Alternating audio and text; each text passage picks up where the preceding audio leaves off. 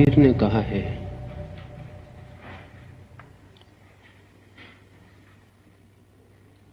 जिसे पाना हो उसे देखना शुरू करना चाहिए,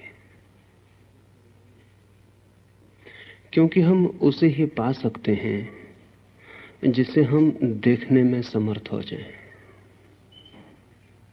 जिसे हमने देखा नहीं उसे पाने का भी कोई उपाय नहीं। जिसे खोजना हो उसकी भावना करनी प्रारंभ कर देनी चाहिए, क्योंकि इस जगत में हमें वही मिलता है जो मिलने के भी पहले जिसके लिए हम अपने हृदय में जगह बना लेते हैं। अतिथि घर आता हो तो हम इंतजाम कर लेते हैं उसके स्वागत का। अरिहंत को निर्मित करना हो स्वयं में, सिद्ध को पाना हो कभी, किसी क्षण स्वयं भी केवली बन जाना हो, तो उसे देखना, उसकी भावना करनी, उसकी आकांक्षा और अभीप्सा की तरफ चरण उठाने शुरू करने जरूरी है। महावीर से 2500 साल पहले चीन में एक कहावत प्रचलित थी, और वो कहावत थी लाओ त्से के द्वारा कही गई और बाद में संग्रहित की गई चिंतन की धारा का पूरा सार। वो कहावत थी, the superior physician cures the illness before it is manifested. जो श्रेष्ठ चिकित्सक है वो बीमारी के प्रकट होने के पहले ही उसे ठीक कर देता है। The inferior physician only cares for the illness which he was not able to prevent। और जो साधारण चिकित्सक है वो केवल बीमारी को दूर करने में थोड़ी बहुत सहायता पहुंचाता है जिसे वो रोकने में समर्थ नहीं था। हैरान होंगे जान के आप ये बात कि महावीर से 2500 साल पहले, आज से 5000 साल पहले चीन में चिकित्सक को बीमारी के ठीक करने के लिए कोई पुरस्कार नहीं दिया जाता था। उल्टा ही रिवाज था, या हम समझें कि हम जो कर रहे हैं वो उल्टा है। चिकित्सक को पैसे दिए जाते थे इसलिए कि वो किसी को बीमार न पड़ने दे, और अगर कभी कोई बीमार पड़ जाता तो चिकित्सक को उल्टे उसे पैसे चुकाने पड़ते थे। तो हर व्यक्ति नियमित अपने चिकित्सक को पैसे देता था ताकि वो बीमार ना पड़े, और बीमार पड़ जाए तो चिकित्सक को उसे ठीक भी करना पड़ता और पैसे भी देने पड़ते। जब तक वो ठीक ना हो जाता तब तक बीमार को फीस मिलती चिकित्सक के द्वारा। ये जो चिकित्सा की पद्धति चीन में थी उसका नाम है एक्यूपंक्चर। इस चिकित्सा की पद्धति को नया वैज्ञानिक समर्थन मिलना शुरू हुआ है। रूस में वे इस पर बड़े प्रयोग कर रहे हैं, और उनकी दृष्टि है कि इस सदी के पूरे होते होते रूस में चिकित्सक को बीमार न पड़ने देने की तनख्वाह देनी शुरू कर दी जाएगी, और जब भी कोई बीमार पड़ेगा तो चिकित्सक जिम्मेवार और अपराधी होगा। एक्यूपंक्चर मानता है कि शरीर में खून ही नहीं बहता, विद्युत ही नहीं बहती, एक और तीसरा प्रवाह है प्राण ऊर्जा का, एलान वाइटल का। वो प्रवाह भी शरीर में बहता है। 700 स्थानों पर शरीर के अलग अलग वो प्रवाह चमड़ी को स्पर्श करता है। इसलिए एक्यूपंक्चर में चमड़ी पर जहां जहां प्रवाह अव्यवस्थित हो गया है वहां सुई चोप कर उस प्रवाह को संतुलित करने की कोशिश की जाती। बीमारी के आने के 6 महीने पहले उस प्रवाह में असंतुलन शुरू हो जाते। ये जान के आपको हैरानी होगी कि नाड़ी की जानकारी भी वस्तुतः खून के प्रवाह की जानकारी नहीं। नाड़ी के द्वारा भी उसी जीवन प्रवाह को समझने की कोशिश की जाती रही है। और 6 महीने पहले नाड़ी अस्त व्यस्त होनी शुरू हो जाती, बीमारी के आने के 6 महीने पहले। हमारे भीतर जो प्राण शरीर है, उसमें पहले बीज रूप में चीजें पैदा होती हैं और फिर वृक्ष रूप में हमारे भौतिक शरीर तक फैल जाती। चाहे शुभ को जन्म देना हो, चाहे अशुभ को, चाहे स्वास्थ्य को जन्म देना हो, चाहे बीमारी को, सबसे पहले प्राण शरीर में बीज आरोपित करने होते। ये जो मंगल की स्तुति है कि अरिहंत मंगल है, ये प्राण शरीर में बीज डालने का उपाय है। क्योंकि जो मंगल है उसकी कामना स्वाभाविक हो जाती है। हम वही चाहते हैं जो मंगल है, जो अमंगल है वो हम नहीं चाहते। इसमें चाह की तो बात ही नहीं की गई है, सिर्फ मंगल का भाव है। अरिहंत मंगल है, सिद्ध मंगल है, साहु मंगल है, केवली पणत्तो धम्मो मंगलम। वो जिन्होंने स्वयं को जाना और पाया, उनके द्वारा प्रेरित धर्म मंगल है। सिर्फ मंगल का भाव।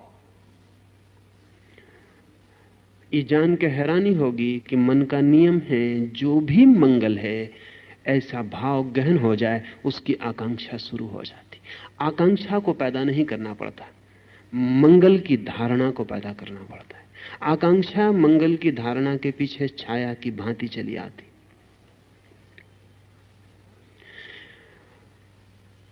धारणा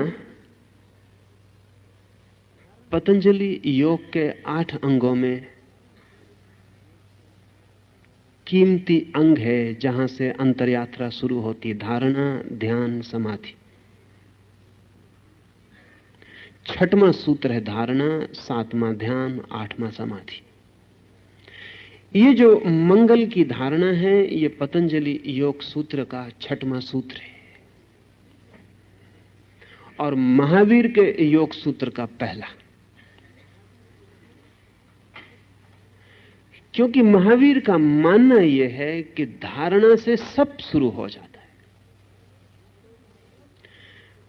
धारणा जैसे ही हमारे भीतर गहन होती है, हमारी चेतना रूपांतरित होती है। न केवल हमारी, हमारे पड़ोस में जो बैठा है उसकी भी।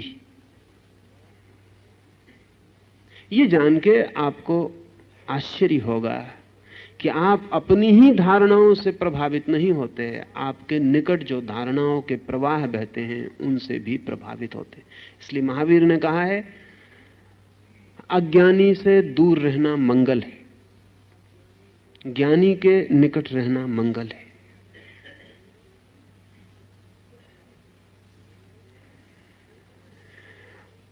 चेतना जिसकी रुग्ण है उससे दूर रहना मंगल है, चेतना जिसकी स्वस्थ है उसके निकट सानिध्य में रहना मंगल है।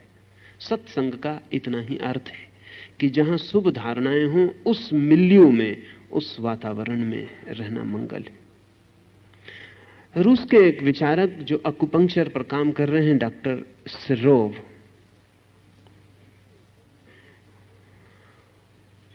उन्होंने यांत्रिक आविष्कार किए हैं जिनसे पड़ोसी की धारणा आपको कब प्रभावित करती है और कैसे प्रभावित करती है उसकी जांच की जा सकती है।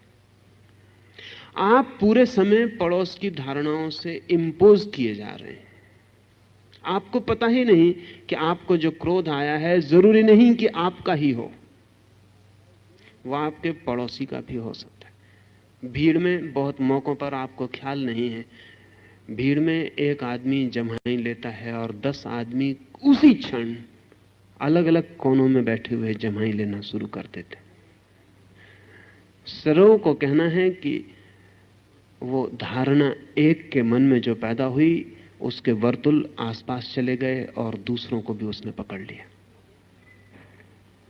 अब इसके लिए उसने यंत्र निर्मित किए हैं जो बताते हैं कि धारणा आपको कब पकड़ती है और कब आप में प्रवेश कर जाती।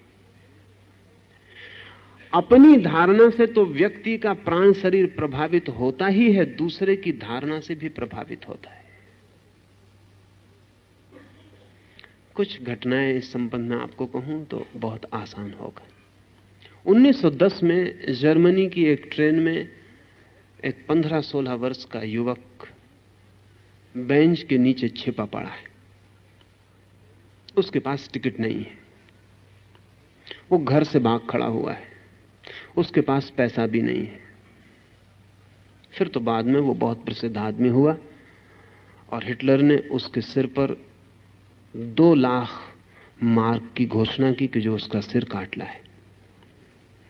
वो तो फिर बहुत बड़ा आदमी हुआ और उसके बड़े अद्भुत परिणाम हुए, और स्टालिन और आइंस्टीन और गांधी सब उससे मिलकर आनंदित और प्रभावित हुए।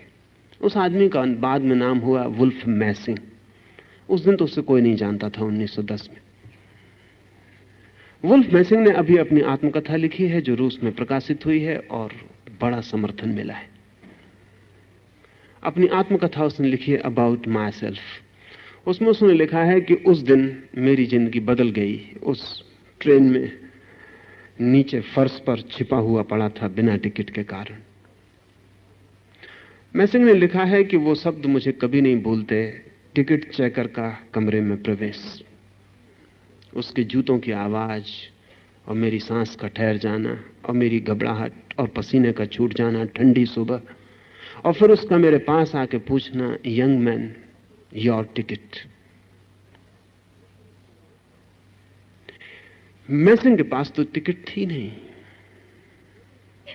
लेकिन अचानक पास में पड़ा हुआ एक कागज का टुकड़ा, अखबार की रद्दी का टुकड़ा मैसिंग ने हाथ में उठा लिया, आंख बंद की और संकल्प किया ये टिकट है, और उसे उठा के टिकट चेकर को दे दिया। और मन में उसने सोचा कि हे परमात्मा, उसे टिकट दिखाई पड़ जाए।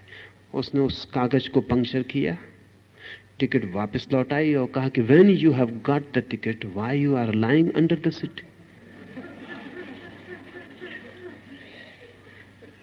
पागल हो, जब टिकट तुम्हारे पास तो नीचे क्यों पड़े हो?